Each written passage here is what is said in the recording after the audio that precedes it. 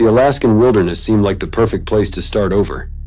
My divorce had left me feeling broken and vulnerable, and the cold, rugged landscape promised solitude and a chance to rebuild. As the plane descended into the small, snow-covered town of Juneau, I felt a mix of apprehension and relief. My new home awaited me, a remote cabin nestled deep in the woods, far from the memories of my alcoholic ex-husband and our tumultuous life together. The realtor had described the house as a charming retreat, but when I first saw it, I wasn't sure if charming was the right word. It was old, with peeling paint and a sagging roof, but it had a certain rustic appeal. The surrounding forest was dense and dark, the tall pines casting long shadows over the property.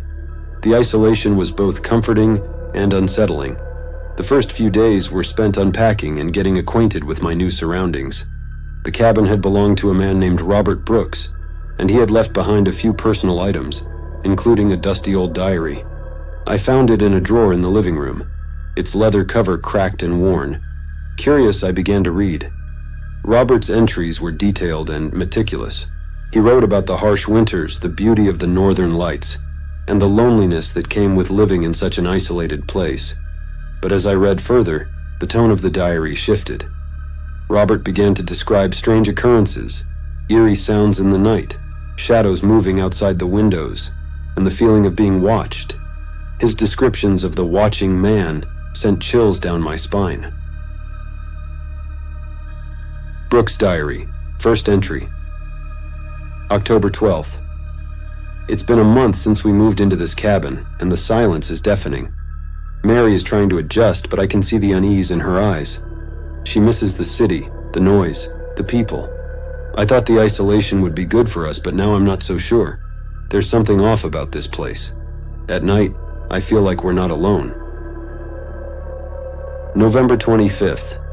Mary laughed at me today. I told her about the figure I saw in the woods, the one that seemed to be watching us.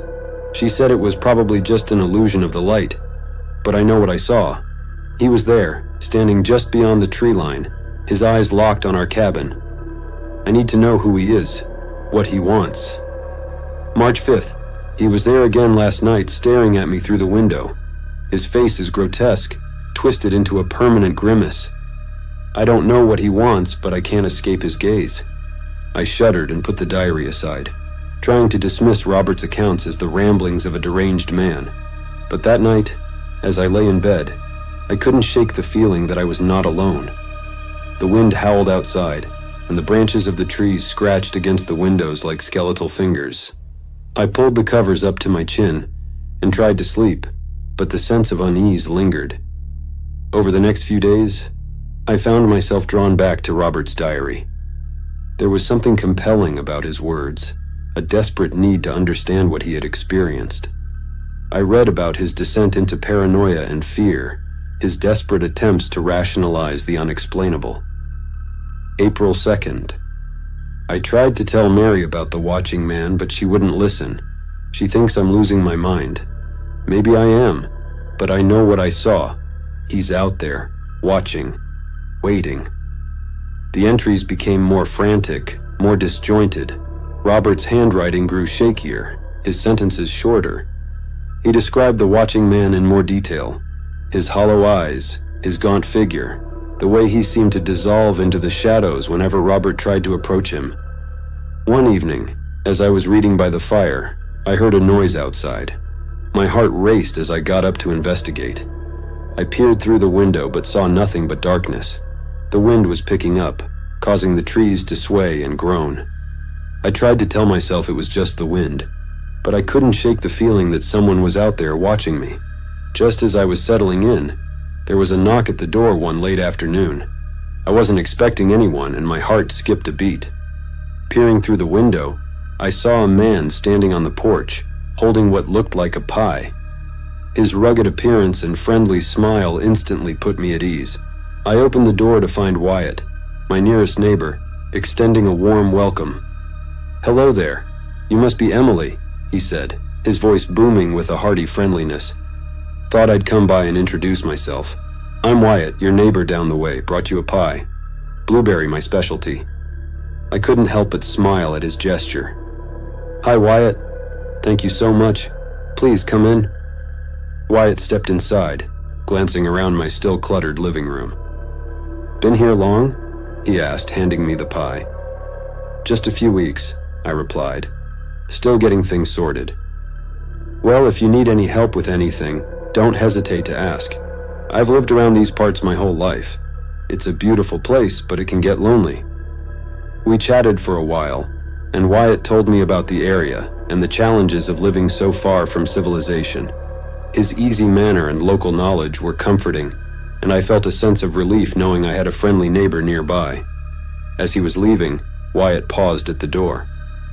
"By the way, if you hear or see anything strange, don't worry too much. This place has its quirks, but it's nothing to be afraid of." His words, though meant to be reassuring, only heightened my anxiety. I couldn't help but think of Robert's diary and the watching man. Wyatt waved as he walked down the path back to his cabin, leaving me alone with my thoughts and a pie I didn't have much of an appetite for. That night, as I lay in bed, I couldn't shake the feeling that Wyatt's visit had been more than just a friendly neighborly gesture.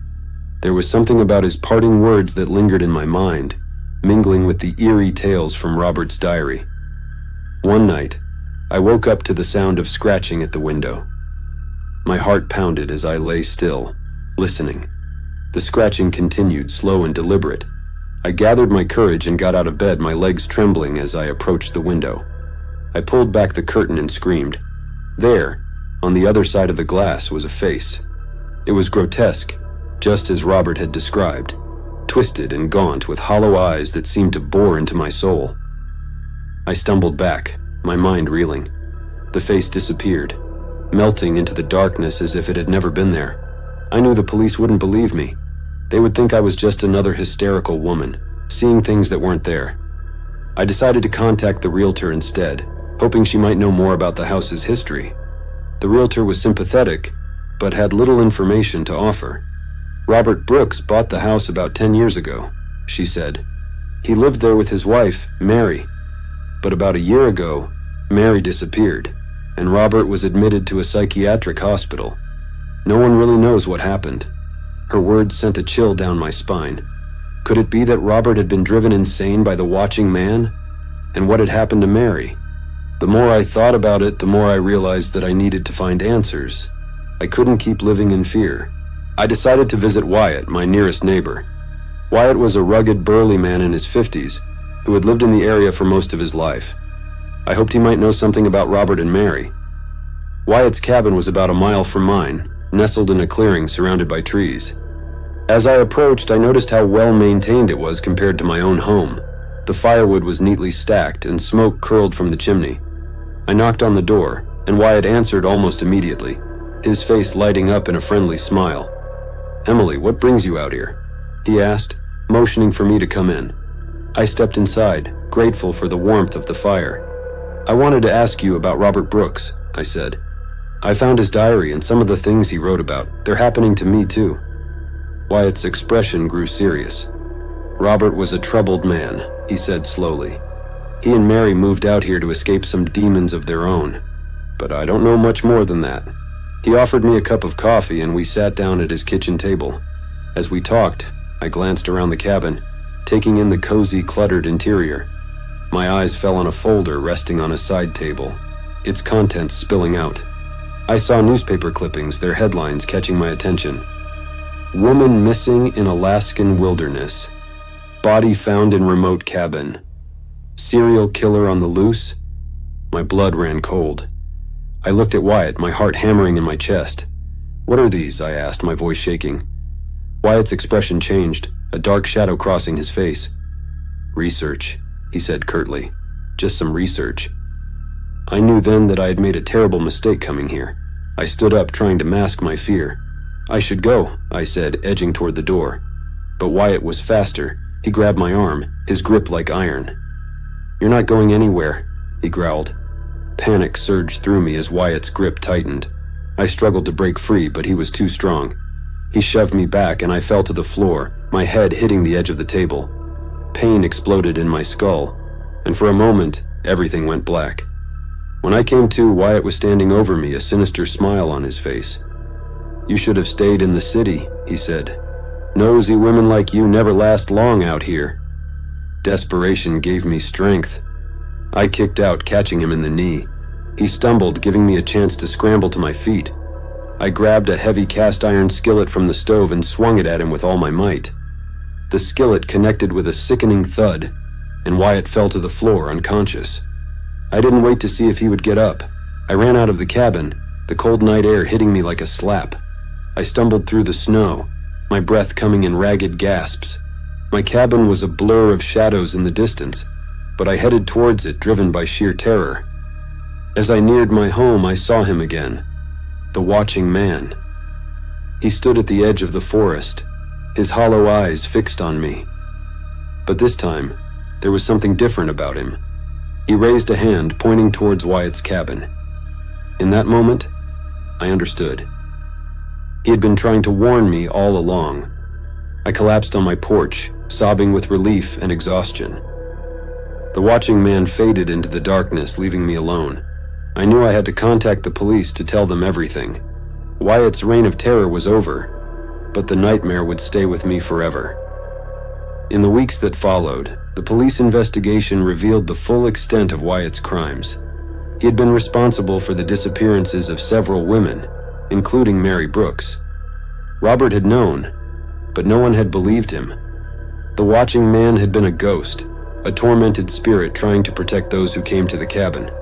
I left Alaska soon after, unable to bear the memories, but the experience changed me. I learned to trust my instincts, to listen to the warnings around me,